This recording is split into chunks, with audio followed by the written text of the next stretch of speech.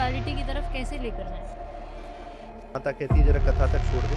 उसे लगता है क्या फालतू का काम है, कहाँ लेके जा रही है हमें जैसे आज के युवा हैं वो अपनी मातृभाषा छोड़ के इंग्लिश की तरफ जा रहे हैं।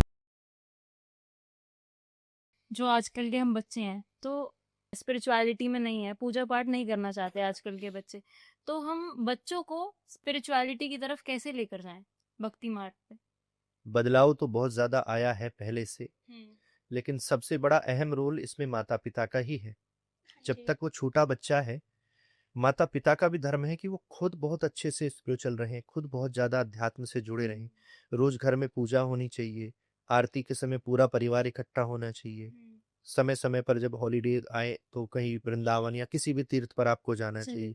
किसी संत का दर्शन कर लो, कभी कथा में चले जाओ, हाँ तो जी। एक वातावरण बना रहेगा। हम तो अपनी कथाओं में भी कहते हैं कि छोटे बच्चों को लाया करो, लेकिन अपने आप उन्हें पकड़ के बैठो, बहुत शोर मचाते हैं। बहुत से कथावाचक कहते हैं कि बच्चे मत लाया करो, कथा नहीं सुनने देते। तो माता पिता लाते नहीं कि बड़ा होगा तब ले चलेंगे। हाँ तो जी। जो बचपन से नहीं गया ना, वो जब जवान हो गया और माता कहती है जरा कथा तक छोड़ दे, उसे लगता है क्या फालतू का काम है, कहाँ लेके जा रही है हम, जिस चीज का उसको टेस्ट ही नहीं पता उसका वो क्या वो जानेगा, यही सोचता है क्यों जाना है। क्यों जाना है। तो सबसे बड़ा धर्म माता पिता का है कि वो खुद अगर अच्छे हैं, धर्म से बहुत ज्यादा जुड़े हुए हैं, तो बच्चा बचपन से ही जुड़ जाएगा, और एक बार जुड़ गया तो वो फिर हटेगा नहीं।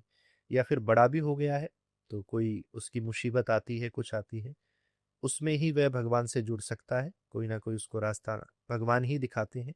तो तब भी माता पिता और घर के बड़ों का दायित्व है कि उसको समझाएं और किसी न किसी माध्यम से जोड़ें।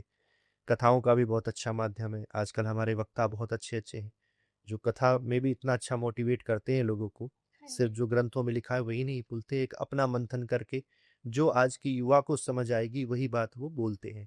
तो आजकल हमने देखा बदलाव तो खैर बहुत आया है युवाओं में, पिछले 10 साल पहले से अगर कंपेयर किया जाए, और निश्चित है कि आगे भी बहुत अच्छा आएगा। हाँ जी।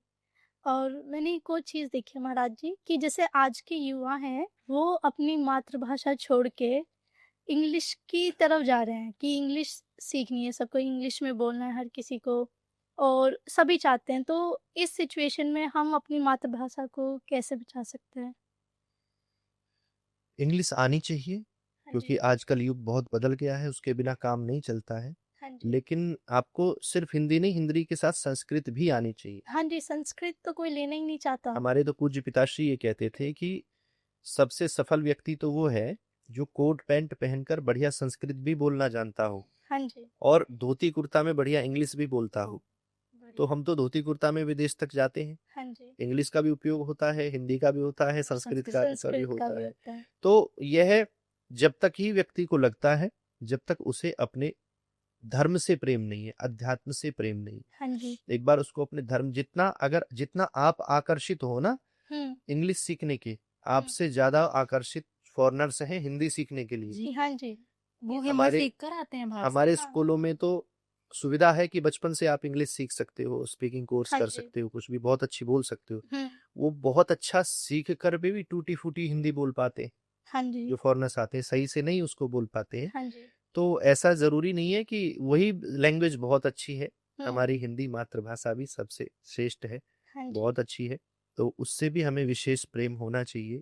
लेकिन आजकल का जो दौर देख रहे हैं हम पिछले कुछ दिनों से, जी। जैसा आध्यात्मिक वातावरण पूरे देश का बना हुआ है, हाँ जी। तो हिंदी की ओर भी काफी ज्यादा हमारी सरकार वगैरह प्रकाश डाल रही है। हाँ जी। और निश्चित है कि हिंदी साहित्य से प्रेम आजकल के युवाओं का बढ़ भी रहा है। हाँ जी। और बड़े बड़े ऐसे साहित्यकार हैं जी। जिनकी पुस्तकें लिखी थी, और आज भी ऐसे बहुत से लोग हैं, मैं किसी का हाँ एक जी। का नाम नहीं लेना चाहूंगा, हुँ। लेकिन जो हिंदी में बहुत अच्छी महारत हासिल किए हैं और बहुत से युवा उनको सुन रहे हैं। हाँ जी। तो मैं तो आज के युवाओं से यही कहूंगा कि इंग्लिश सीखना जरूरी है, लेकिन कितना, जितने से आपका काम चल जाए। बहुत अच्छे से आपको आती है, कोई बात नहीं, जी। प्रैक्टिस में बनी रहे। कहीं ऐसा ना हो कि कोई इंग्लिश बोलने वाला मिल जाए और आप अटक जाएं। लेकिन ये नहीं सिर्फ हमें वही आनी है, कई इंडियंस घरों में तो हम देखते हैं कि वो घर में भी हिंदी बोलना बच्चा नहीं जानता है। जी, जी। 7-8 साल का बच्चा है, वो स्कूल में घर में सब जगह हिंदी में वो अटक जाता है कुछ हाँ शब्दों जी। पर जा करके। तो ऐसा भी नहीं होना है कि हम दूसरों को फॉलो करते करते खुद को ही भूल जाएं। अपनी मातृभाषा से भी प्रेम रखिए और हिंदी पर भी फोकस हमें रखना ही चाहिए।